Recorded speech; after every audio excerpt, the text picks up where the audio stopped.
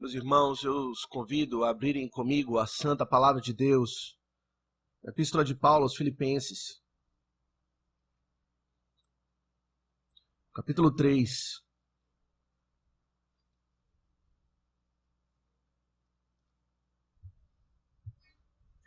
Estamos fazendo exposição sequenciada desta carta.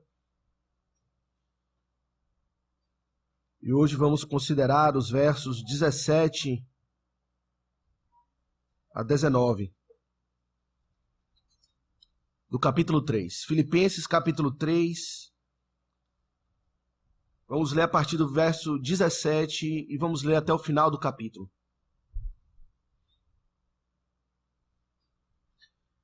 Diz assim a santa palavra do Senhor. Irmãos, sede imitadores meus, e observai os que andam segundo o modelo que tendes em nós.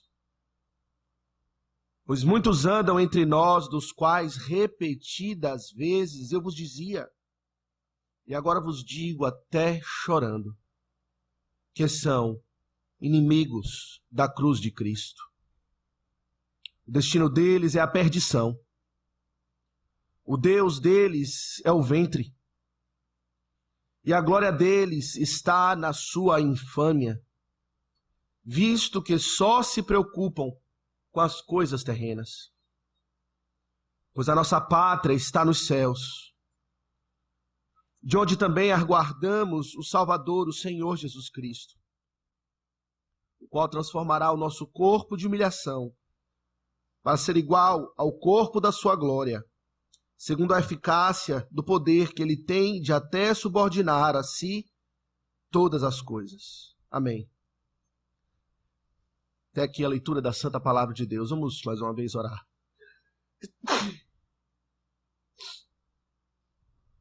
Vamos baixar as nossas cabeças e invocar o nome do Senhor.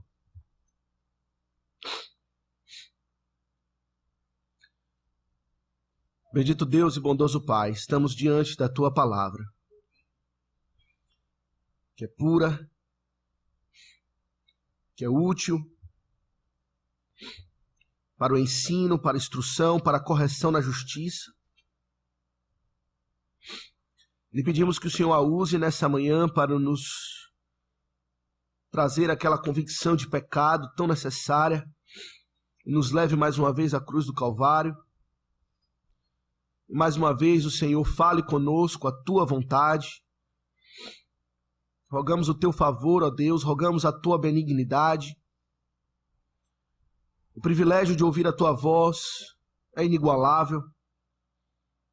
Não há nada nessa vida que se compare a ter a experiência de que o Senhor falou conosco. E lhe rogamos, ó Deus, que pela Tua grande compaixão e benignidade, misericórdia, o Senhor mais uma vez fale com a Tua igreja. Não há nada em nós, ó Deus, que possa comprar ou merecer esse favor.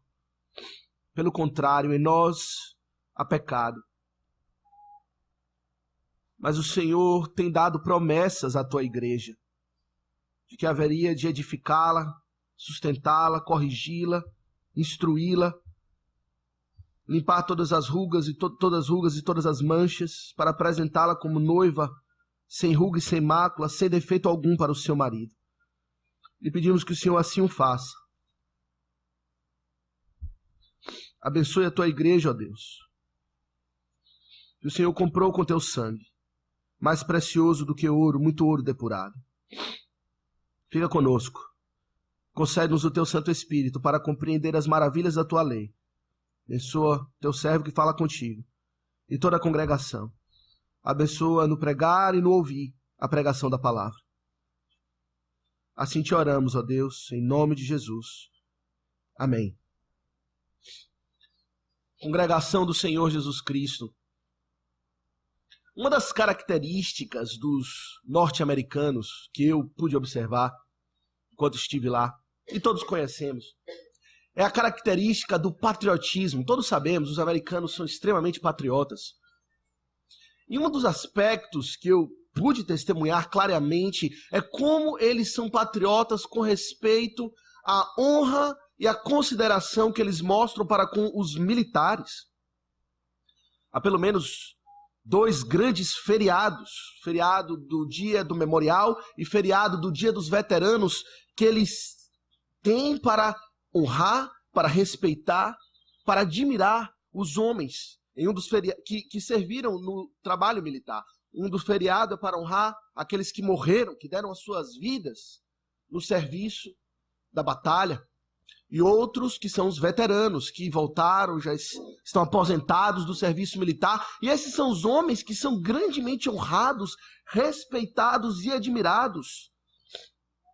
São considerados por toda a sociedade como exemplos a ser seguidos. Exemplos de disciplina, de coragem, de zelo, de sacrifício. Exemplos de patriotismo. De modo que esses homens representam para a juventude ou para toda a sociedade homens que devemos imitar, que devemos buscar ter as mesmas características na nossa própria vida. Eu diria, meus irmãos, que na passagem que temos diante de nós temos um dia de veterano. Nós temos aqui um veterano da fé, apresentando-se como um exemplo de grande patriotismo e como um grande modelo para nós seguirmos e imitarmos. É o apóstolo Paulo. Ele se apresenta nessa passagem, especialmente no verso 17, como um grande veterano da fé. Verdadeiramente, se houve um homem que em toda a sua vida, com exceção do Senhor Jesus Cristo, representou na sua postura, na sua atitude, as características da cidadania celestial, esse homem foi o apóstolo Paulo. Como um grande embaixador do reino de Deus, Paulo lutou muitas batalhas pelo Senhor. Com grande coragem, com grande zelo, Paulo pregou o Cristo ressurreto e anunciou o evangelho aos gentios. E mesmo agora, ainda estando algemado, nós lembramos do contexto da carta, ele estava algemado em Roma, mesmo algemado, ele continuava a batalhar pela fé, trazendo até mesmo o evangelho a toda a guarda pretoriana. Os irmãos devem se lembrar disso no início da carta. E à medida, meus irmãos, que Paulo labuta por Cristo como um grande combatente da fé, ele se torna para nós um exemplo a ser seguido. E é isso que ele diz no verso 17. Acompanhe comigo. Ele diz: irmãos, sede imitadores meus, e observai os que andam segundo o modelo que tendes em nós. É como se Paulo tivesse dito para aqueles filipenses e também a nós o seguinte: à medida que eu tenho servido o Mestre com zelo e fidelidade, e não apenas eu, mas todos os outros que andam segundo este modelo de fidelidade, imitem o nosso exemplo. Eu lhe ensinei o Evangelho. Eu lhe ensinei o caminho do serviço ao Senhor Jesus Cristo, nosso Salvador. E não apenas ensinei com palavras, mas demonstrei com a minha própria vida um exemplo, ou um modelo, ou de que modo a piedade deve ser vivida, qual é o caminho do Mestre. E, portanto, sejam meus imitadores. Então, meus irmãos, fica a pergunta: quais são as características desse veterano da fé que nós devemos imitar, aprender com ele? O que devemos aprender com esse grande apóstolo do Senhor Jesus Cristo? A verdade, meus irmãos, é que todos nós somos combatentes pelo Senhor Jesus Cristo. Todos nós estamos engajados na batalha da fé. No reino de Deus não existe civis e militares. Não existe aqueles que estão batalhando e aqueles que estão usufruindo dos benefícios daqueles que batalham. Todos são combatentes. E todos temos o mesmo comandante, o Senhor Jesus Cristo. E todos batalhamos com a mesma bandeira, a bandeira do Evangelho da Graça. De modo que precisamos aprender lições de batalha. O que podemos aprender com o apóstolo Paulo? O que podemos imitar do seu caráter ou da sua atitude, da sua postura a respeito da fé, à medida que ele combateu o bom combate, à medida que ele completou a carreira, à medida que ele guardou a fé? O que é que podemos aprender com ele? Meus irmãos, eu acredito que se considerarmos toda essa sessão, de 17 até o verso 21, eu diria que o segredo do apóstolo Paulo, para que ele batalhasse a batalha da fé com zelo e fidelidade, pudesse ser resumido dentro dessa passagem em uma palavra. A palavra é o céu. O céu, meus irmãos, é a cidade que tem fundamentos, da qual Deus é o arquiteto e o edificador. O céu é o local onde Cristo habita no presente e é o destino da nossa presente jornada. Em outras palavras, Paulo está dizendo que se você foi chamado para servir no exército do Senhor Jesus Cristo, como todo verdadeiro crente é chamado, o seu serviço e modo de vida deve ser caracterizado por um patriotismo celestial. Você deve conhecer a que nação ou a que local você pertence e deve então agir como um verdadeiro patriota. E há dois aspectos, meus irmãos, nessa passagem que queremos considerar. Um aspecto consideraremos hoje, do verso 17 até o verso 19, e outro aspecto desse patriotismo celestial será considerado na próxima mensagem, no verso 20 a 21. O primeiro aspecto, meus irmãos, é o aspecto de que somos, o apóstolo Paulo apresenta, cidadãos dos céus. Cidadãos dos céus. E isso está aqui no iniciozinho do verso 20. Ele fala para imitá-lo no verso 17, mas imitar o quê? Aquilo que ele diz aqui no iniciozinho do verso 20. Não vamos entrar muito no verso 20 e 21, que é o motivo, são os versículos da nossa próxima exposição, mas aqui no início do verso 20 ele fala: sede meus imitadores, lá no verso 17, verso 20 ele fala: pois a nossa pátria está nos céus. A nossa pátria está nos céus. Meus irmãos, a palavra aqui está traduzida por pátria é uma palavra bem especial, bem única, difícil de se traduzir.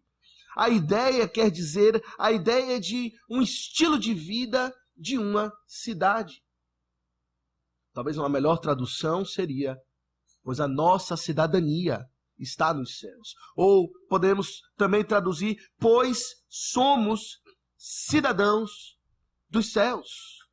É como se Paulo estivesse dizendo: crentes no Senhor Jesus Cristo, irmãos meus, você deve se lembrar em todo tempo que você estiver batalhando pela fé, que você pertence a uma pátria celestial, que a sua cidadania ela é espiritual e celestial.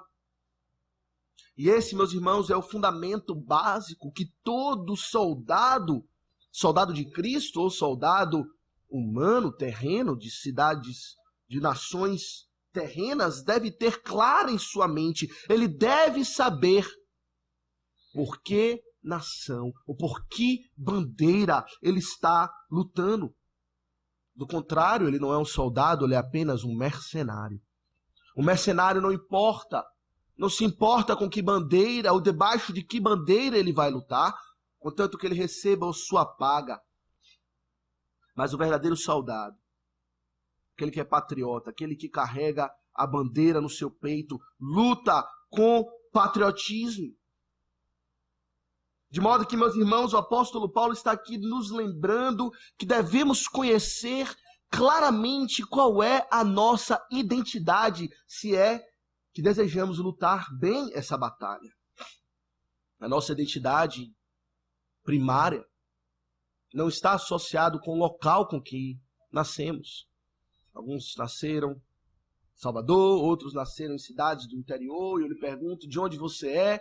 Talvez você me responda, eu sou de Salvador, eu sou de tal e tal cidade, mas como crentes, meus irmãos, em um sentido muito real, a nossa identidade primária está nos céus.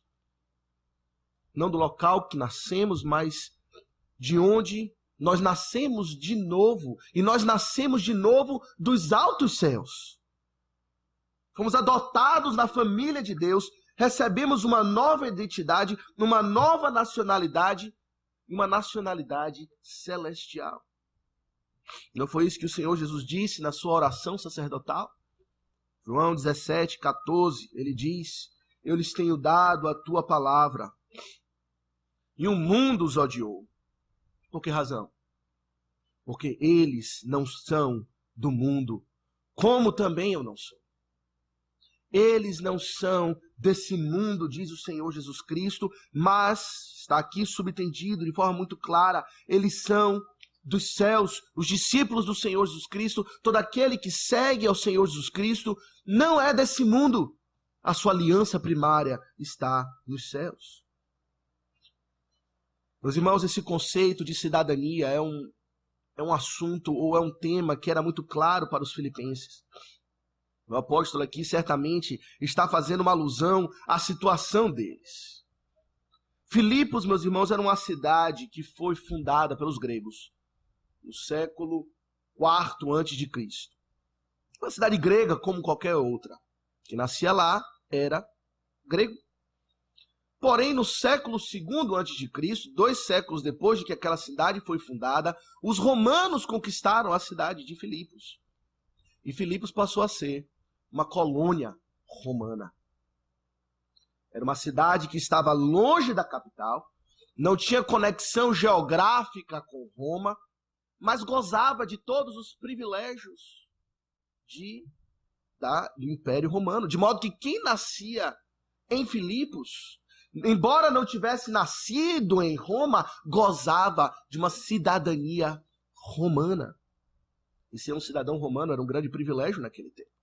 Você deve se lembrar que o apóstolo Paulo 2 vezes evocou a sua cidadania romana para ter a sua situação aliviada em alguns momentos de perigo.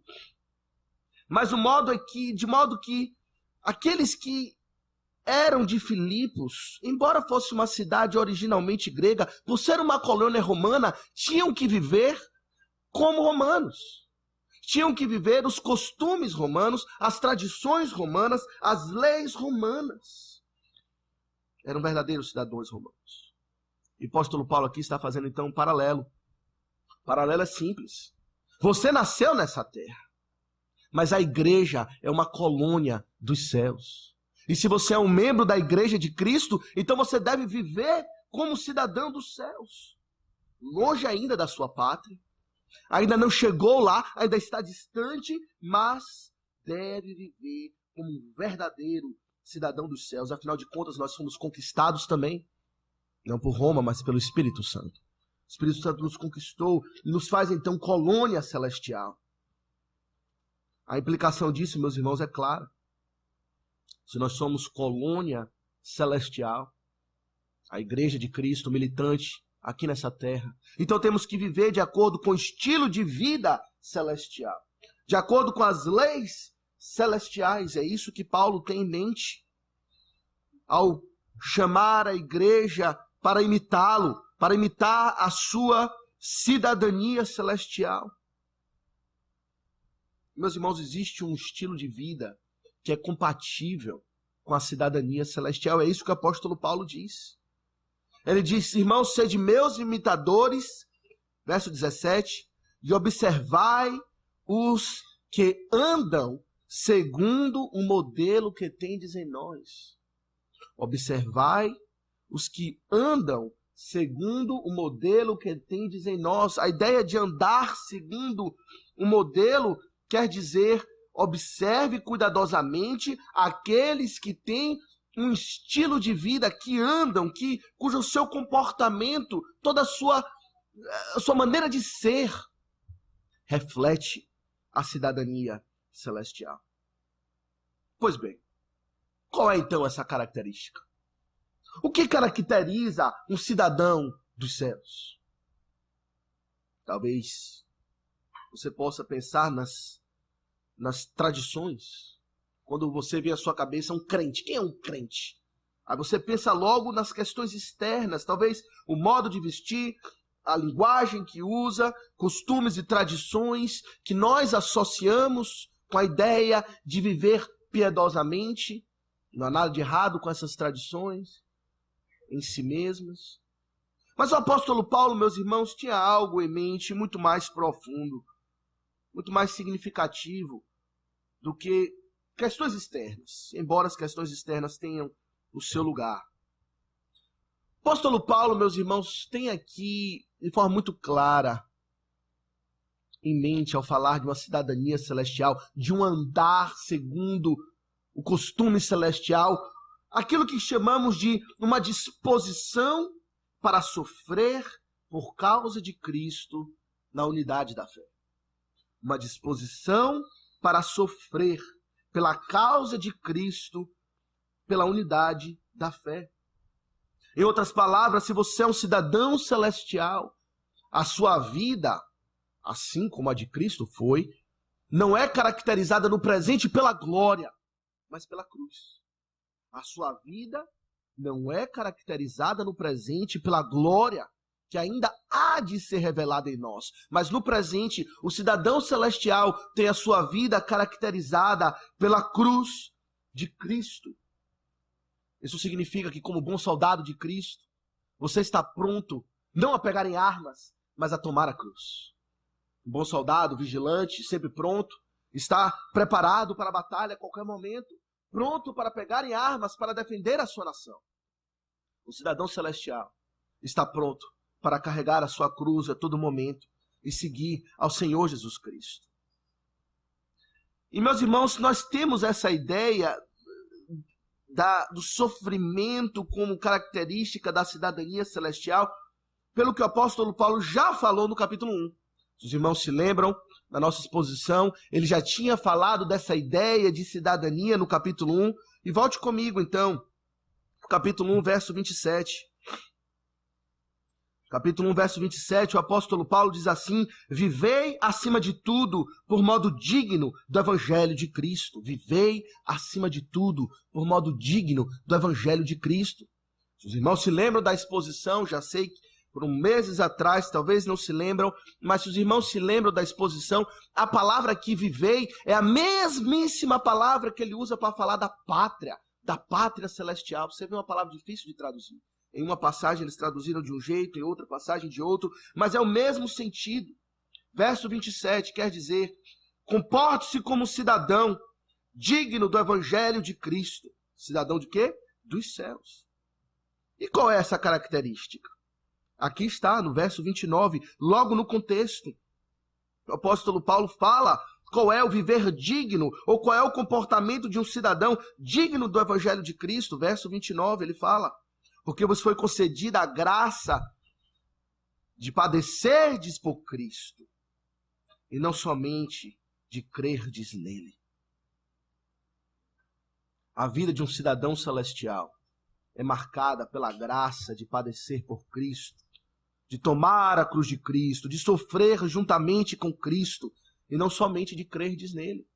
Nós vimos isso sendo confirmado na carta por várias vezes, quando o apóstolo Paulo fala do seu sofrimento, do sofrimento de Timóteo, do sofrimento de Epafrodito, mas sobretudo do sofrimento de Cristo, que antecedeu a glória. Cristo, antes da glória, antes da exaltação, foi humilhado, sofreu, morreu na cruz, uma morte obediente, morte de cruz. Assim também aqueles que seguem a Cristo, como nosso comandante, nosso chefe na batalha, deve seguir os passos do Mestre. Está disposto a sofrer por Cristo. Isso quer dizer, meus irmãos, que a nossa lealdade ao nosso comandante será de tal maneira manifestada que quando os adversários surgirem, e eles surgirão certamente, estaremos prontos para sofrer por Cristo. Quando os adversários surgirem, não vamos batalhar, não vamos guerrear, mas vamos sofrer por Cristo, assim como ele sofreu e morreu voluntariamente. De um modo muito real, de modo muito verdadeiro na nossa experiência, como o apóstolo Paulo diz, nós compartilhamos dos sofrimentos de Cristo. E veja que esse link entre cidadania celestial e sofrimento pela fé, o próprio Senhor Jesus faz. Não é isso que ele diz no Sermão do Monte? Abra comigo, Mateus 5. Mateus 5, verso 10 a 12, em uma das bem-aventuranças. Mateus 5, verso 10 a 12, o Senhor Jesus diz: bem-aventurados os perseguidos por causa da justiça. Pausa.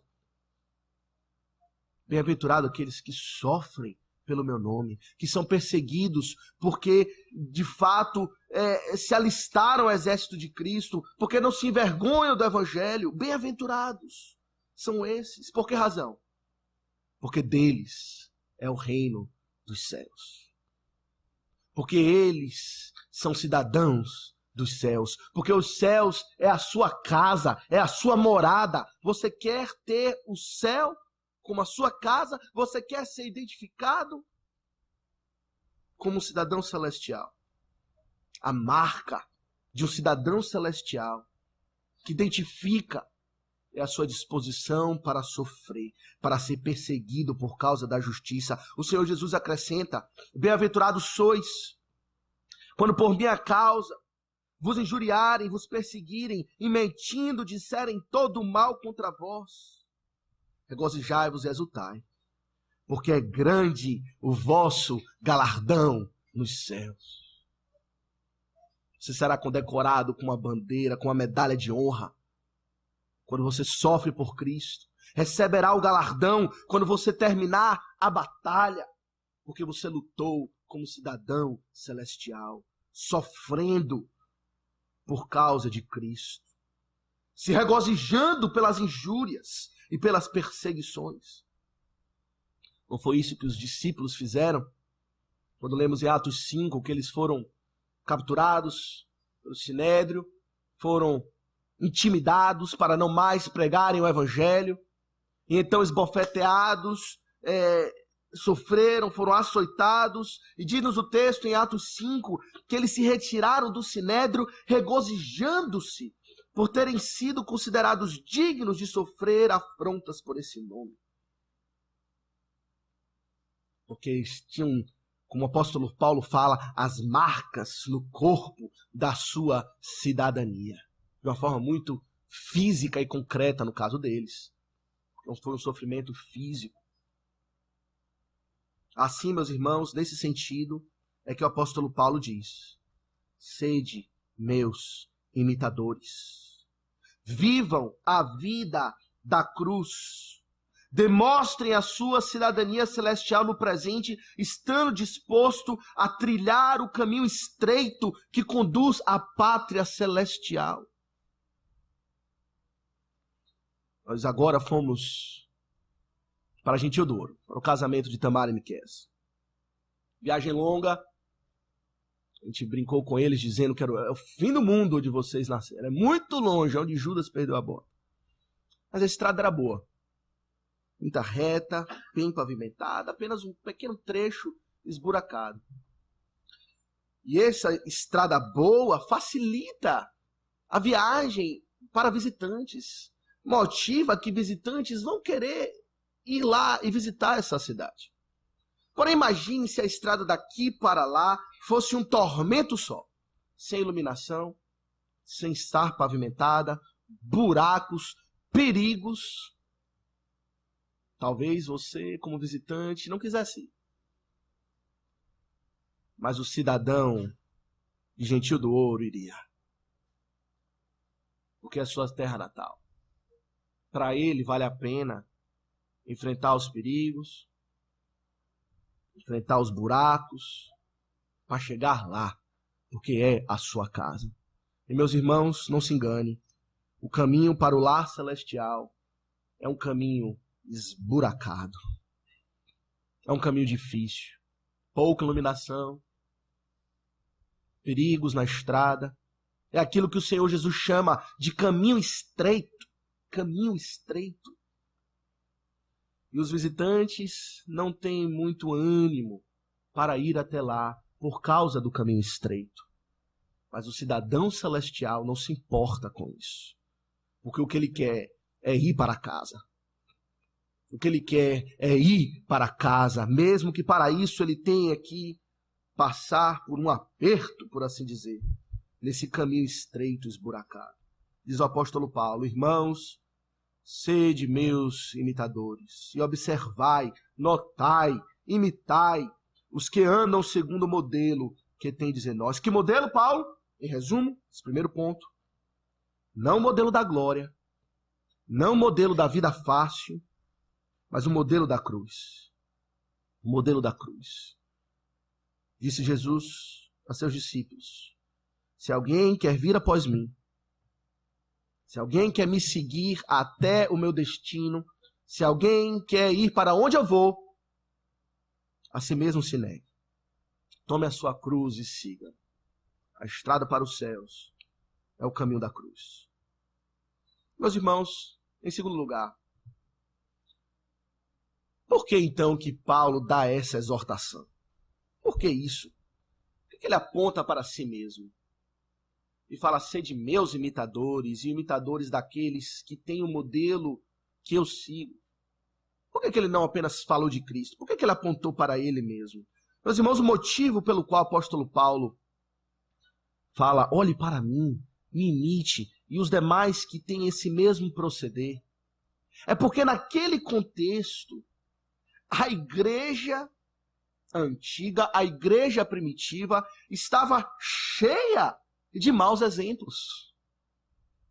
Pasme, a igreja primitiva estava cheia de maus exemplos. Se por um lado devemos imitar o apóstolo Paulo à medida que ele imita a Cristo, por outro lado o apóstolo Paulo nos diz: evite outros que estão por aí, que são maus exemplos, péssimos exemplos. É isso que ele fala. Veja o verso 17 de novo. Ele fala: irmãos, sede meus imitadores, ou imitadores meus, e observais os que andam segundo o modelo que tendes em nós, pois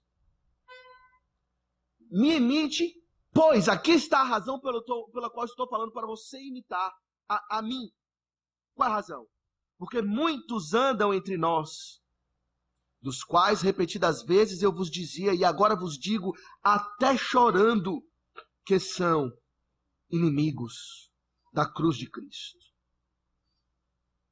Em outras palavras, o apóstolo Paulo está dizendo: tem muita gente por aí, no meio da igreja, que tem exercido influência sobre a igreja, pessoas que não devem ser imitadas. E eu quero, meus irmãos, o apóstolo Paulo diz à igreja de Filipos: irmãos, eu quero que vocês notem eles e não os imite, mas imite a nós. Observe o exemplo dos piedosos, daqueles que estão dispostos a sofrer por Cristo, e não imite eles. Irmão, note algumas coisas que o apóstolo Paulo diz a respeito da circunstância no verso 18. Primeiro ele diz que muitos andam entre nós. Veja, ele está dizendo que esses maus exemplos, que não devem ser imitados, estão entre nós. Meus irmãos, o mundo é cheio de maus exemplos. Exemplos terríveis. Na verdade, os maiores ídolos do mundo, aqueles que são imitados pelas multidões, geralmente são os piores exemplos a ser seguido em todas as áreas. Mas o apóstolo Paulo não está se referindo ao mundo. Ele não está se referindo àqueles que vivem vidas de completa oposição ao evangelho, não. Ele está falando daqueles que andam entre nós, na igreja. Homens que devem ser evitados. Comentaristas entendem que o apóstolo Paulo aqui está provavelmente se referindo a pregadores itinerantes. Viviam viajando, pregando a Cristo, pregando a fé cristã, mas que eram maus exemplos. Líderes, afinal de contas, eles estavam influenciando, eles estavam sendo imitados aqui e ali no seu comportamento, mas estavam no meio da igreja. E segunda coisa, observe o que o apóstolo Paulo fala, ainda mais surpreendente. Ele diz, não que são poucos, mas que são muitos que andam dessa maneira. Pois muitos andam entre nós que são inimigos de Cristo, diz o apóstolo Paulo. Meus irmãos, Paulo não está falando aqui de 1 ou 2 ou 3, ele não está falando de um pequeno grupinho claramente identificado que pode ser isolado. O apóstolo Paulo está dizendo, a igreja está lotada de gente assim. Isso é impressionante. O apóstolo Paulo não está falando aqui da igreja do século XXI, não dando uma profecia da igreja do século XX, liberal. Ele está falando da igreja primitiva. Aquela igreja que nós pensamos, se fôssemos tão somente como a igreja primitiva, como se a igreja primitiva fosse livre de problemas, como se a igreja primitiva fosse a grande era dourada do cristianismo. O apóstolo Paulo diz, a igreja está cheia. Há muitos maus exemplos entre nós que não devem ser seguidos. E veja o que ele fala também. Não era apenas muitos entre nós, ou seja, na igreja, mas era uma situação que trazia grande dor ao apóstolo Paulo, pois ele fala, pois muitos andam entre nós, dos quais repetidas vezes eu vos dizia, e agora vos digo, até chorando, que são inimigos da cruz de Cristo. Era uma situação que trazia grande agonia ao coração do apóstolo Paulo. Afinal de contas, ele diz, já exortei vocês repetidas vezes a respeito deles. Exortei uma vez, exortei duas, exortei três, e o perigo é iminente, eu não posso parar de exortar, porque o perigo é grande. Certamente o tentáculo desse mau exemplo já estava se entrelaçando em alguns corações piedosos. E o apóstolo Paulo fala, não os imiteis. E ele fala até mesmo chorando. Nesse ponto, meus irmãos, onde Paulo estava escrevendo no papiro a carta aos Filipenses, a tinta se misturou com lágrimas. Lágrimas apostólicas, tamanha a seriedade do problema. Trazia dor ao apóstolo Paulo, grande dor. Mas por quê? Qual o grande problema?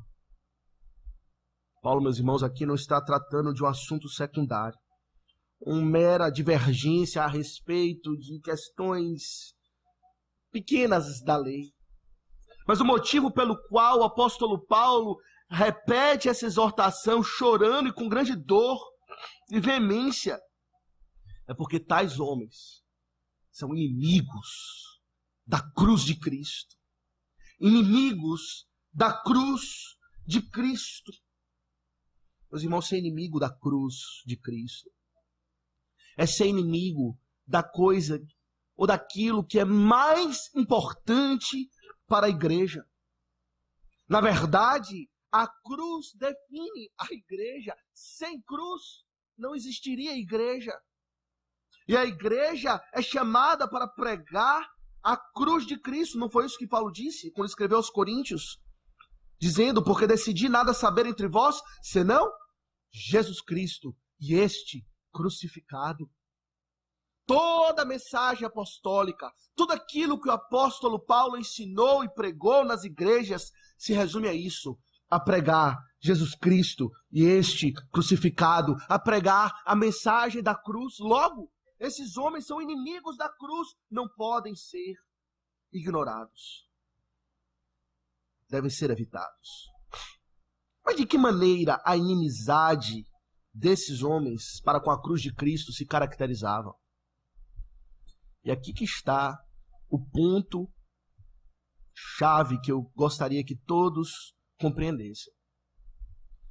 A inimizade que esses homens tinham para com a cruz de Cristo não era uma inimizade com respeito à mensagem da cruz. Tudo indica que eram pregadores que pregavam a Cristo. Alguns pensam que esses aqui eram aqueles pregadores que Paulo faz referência no capítulo 1, que pregavam a Cristo por discórdia, mas o apóstolo Paulo fala, se pregam a Cristo, que regozijo. Eram homens que pregavam a mensagem da cruz, eram homens que se regozijavam com a mensagem de perdão de pecados. Não é o mesmo grupo dos judaizantes que o apóstolo Paulo exortou no início desse capítulo. Os judaizantes, meus irmãos, se opunham à mensagem da cruz, porque queriam adicionar à cruz as suas próprias obras. Não esses.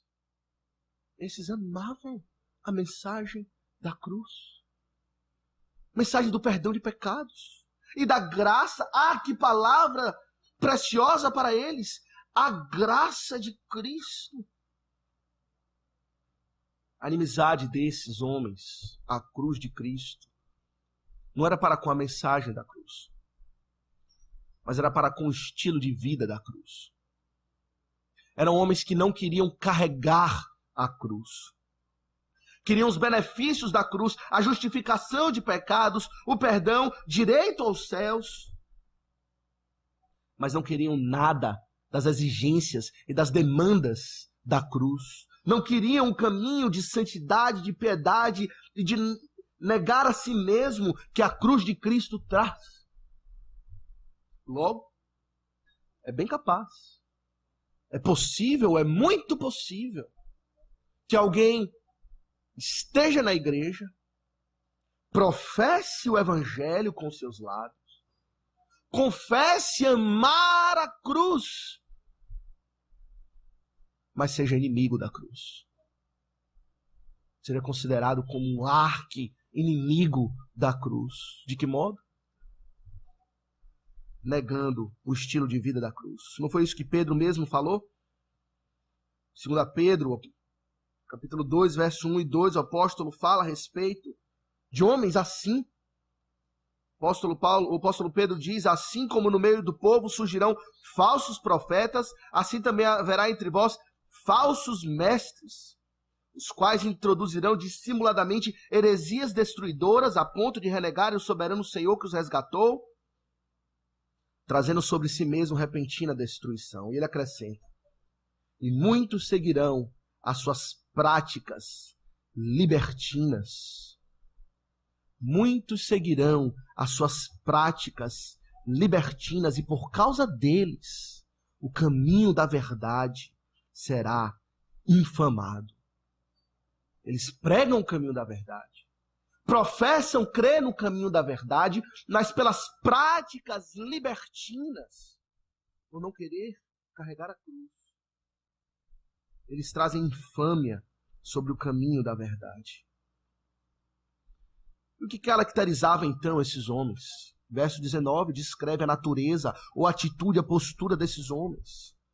O apóstolo Paulo, voltando para Filipenses 3, verso 19, ele fala: esses homens, o destino deles é a perdição, o Deus deles é o ventre, e a glória deles está na sua infâmia, visto que só se preocupam com as coisas terrenas.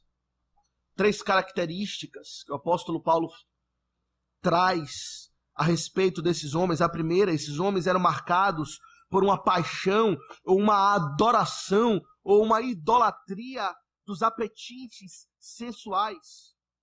O apóstolo Paulo fala que o Deus desses homens, é o ventre. Meus irmãos, o ventre aqui, o apóstolo Paulo está usando como uma figura de linguagem para representar todos os apetites da carne. Apetites esses naturais. Apetites que fazem parte daquilo que chamamos ser humano. Apetites terrenos. Mas o problema desses homens é que eles transformavam tais apetites em deuses. Eles viviam idolatrando esses apetites. Meus irmãos, ter um Deus é ter algo pelo qual você dedica a sua vida. Você demonstra uma devoção para com esses deuses, de modo que esses homens viviam para satisfazer os seus apetites carnais. Ao invés de praticar a negação, o negar-se a si mesmo, eles praticavam o agradar-se a si mesmo, a satisfazer os seus apetites, custe o que custar. Eles gostavam da mensagem da cruz, porque a mensagem da cruz dizia: perdoado. Então, eles prosseguiam para gozar no nível da idolatria desses apetites carnais. Deixe Cristo carregar a cruz. Que Ele carregue a cruz e não nós. Nós não estamos dispostos a carregar cruz alguma, pois vamos adorar o Deus do ventre. Em segundo lugar, eles são marcados por uma atitude sem nenhum tipo de vergonha ou constrangimento. O apóstolo Paulo diz: a glória deles está na sua infâmia. A glória deles está na sua infâmia. O que isso quer dizer? O apóstolo Paulo aqui está dizendo, meus irmãos, que eles se gloriam, eles se vangloriam, eles contam vantagem naquilo que é naturalmente vergonhoso. Aquilo que qualquer pessoa com qualquer sentido ou qualquer grau de moralidade se envergonharia, consideraria algo como para se envergonhar. Esses homens consideram essas coisas como a sua glória. O apóstolo Paulo, escrevendo aos Efésios, fala que tem certas práticas que são praticadas em oculto, que o só referir é vergonha. Esses homens se gloriavam tanto na cruz, na mensagem do Evangelho, que eles queriam dizer: você quer ver o quanto eu confio em Cristo para me perdoar? Vou pecar. Peco mesmo. Ele me perdoa. Ele me perdoa. Pisa o sangue de Cristo. Vive uma vida de aberta imoralidade. Eles viviam aquilo que o Paulo fala aos Romanos, capítulo 6, verso 1. Permaneceremos no pecado para que a graça seja mais abundante? Paulo diz: de modo nenhum. Esses homens dizem: com certeza. Permaneceremos no pecado para que a graça seja mais abundante. E em último lugar, eram homens caracterizados por uma vida de profundo mundanismo. Mundanismo. Ele diz aqui no verso 19, final: são homens que só se preocupam com as coisas terrenas. Dizem ser cidadãos dos céus. Dizem seguir a Cristo. Mas eles só pensam nas coisas daqui. Sua preocupação quase que exclusiva ou suprema está nas coisas dessa vida. As coisas celestiais não ocupam o primeiro lugar nos seus pensamentos, afeições e interesses. Preocupação é como fazer dinheiro, como gastar dinheiro, como ser uma pessoa influente, como obter o diploma, como gozar de prazeres e entretenimentos, como viver o aqui e agora, comamos e bebamos, porque amanhã morreremos. Era o modo de vida desses homens. Para esses que são assim, para o homem mundano, o seu maior inimigo não é o pecado. Ele não vive a lutar contra o pecado, mas o seu maior inimigo é o tédio.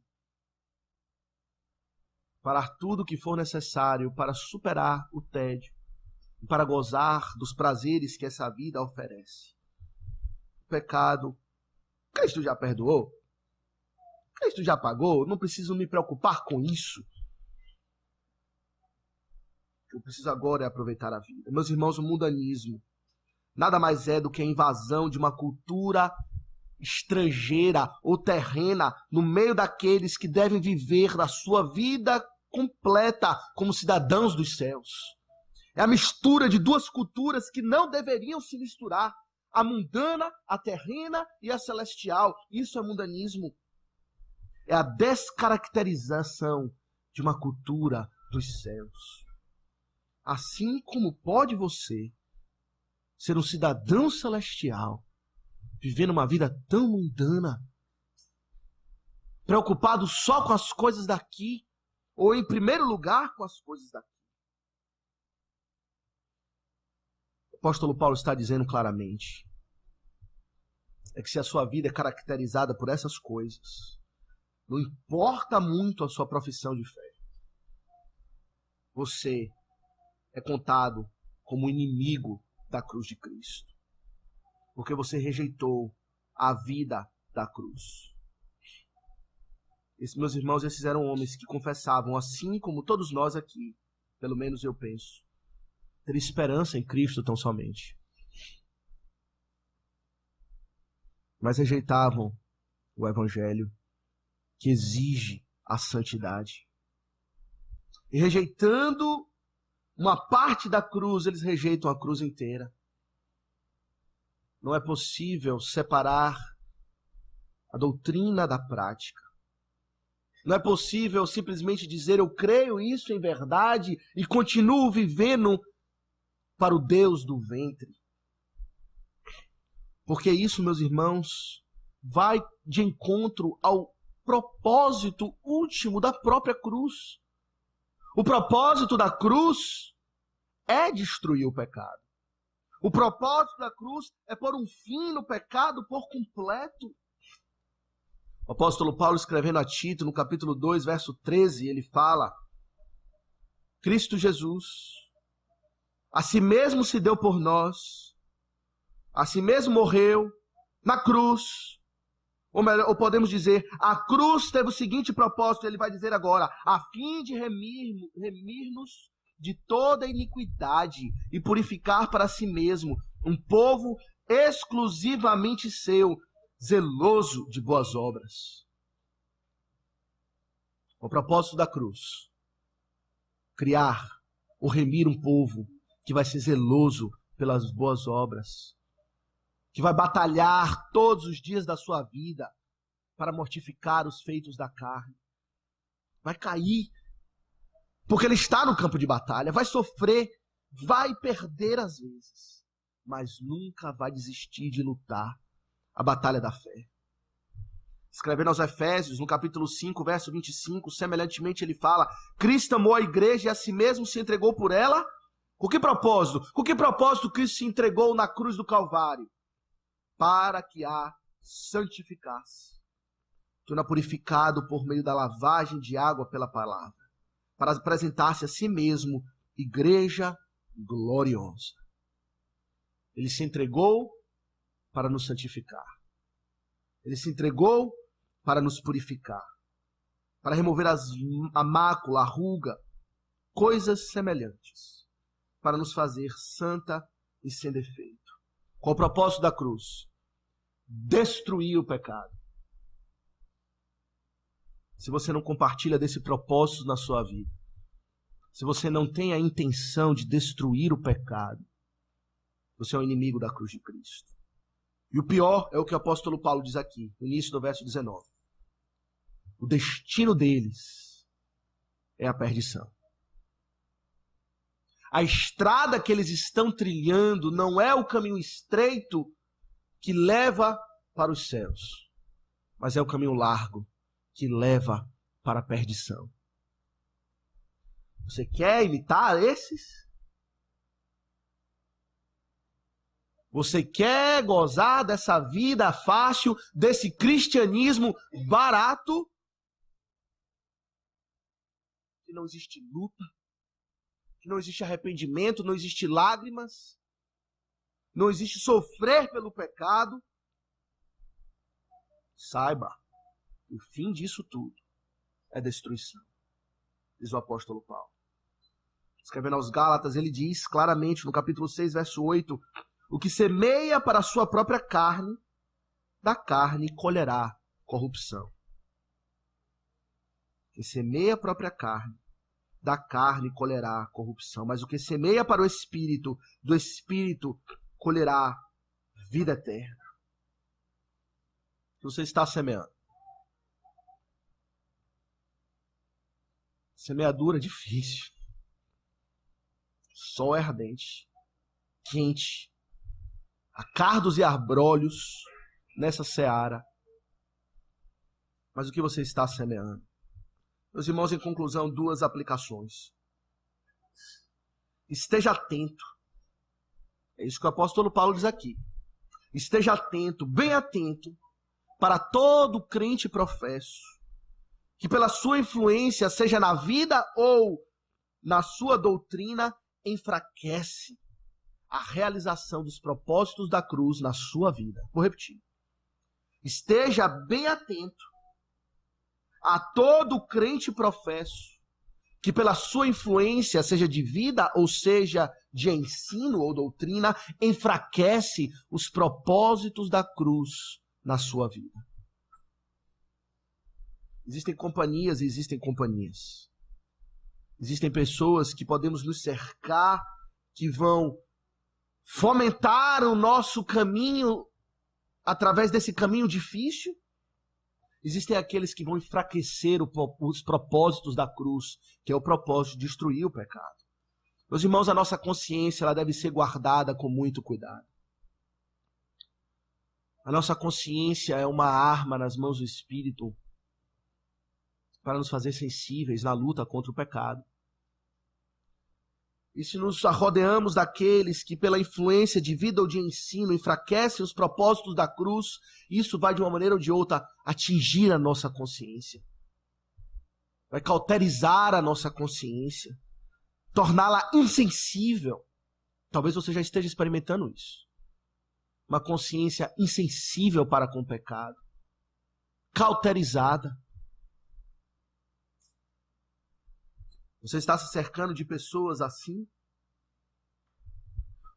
Um bom indicativo ou uma boa evidência que diz respeito ao nosso estado espiritual, se estamos no estado de graça ou no estado de perdição, é observar as pessoas com as quais você voluntariamente escolhe conviver.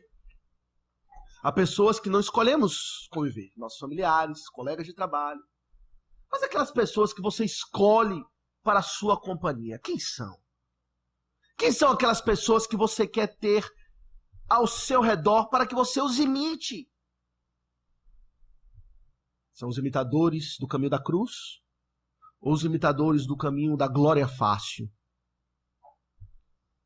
Essa escolha dessas companhias é uma boa evidência de que estado você se encontra. Nós procuramos os nossos pares. Naturalmente, somos atraídos para aqueles com os quais sentimos afinidade. Se você mora no exterior por um tempo, você percebe que as pessoas das diversas nacionalidades elas se aglomeram. Brasileiro se junta com brasileiro, coreano com coreano, africano com africano, isso é natural. Você quer compartilhar da sua cultura estando em terra estrangeira. Quer falar a mesma língua, quer comer a mesma comida, quer compartilhar daquela mesma mentalidade da sua cultura. Você está sendo atraído por aqueles que são cidadãos dos céus. Ou não? Meus irmãos, a segunda aplicação, e com essa nós encerramos. Verso 18 e 19, descreve você. O verso 18 e 19, aqueles chamados inimigos da cruz de Cristo, descrevem a sua vida, seu modo de viver. Você é um adorador do Deus triuno? Ou você é um adorador do Deus do ventre? Meus irmãos, a exortação do apóstolo Paulo é feita com lágrimas nos olhos. E se ele chorou tanto por ver o mundanismo entrando na igreja, quanto mais o Espírito Santo se entristece ao ver a sua igreja descaracterizada. Você é assim? Ou você tem representado muito bem a sua nação? Você é dotado de um patriotismo celestial e deseja exalar o aroma de Cristo onde quer que você vá? Que a cruz, meus irmãos, de fato, seja o princípio que regule todas as nossas vidas, ou todos os aspectos da nossa vida. Que a nossa vida seja caracterizada pela cruz e não pela adoração do ventre. Que o Senhor nos abençoe. Amém. Meus irmãos, vamos ficar de pé e cantar o Salmo 137.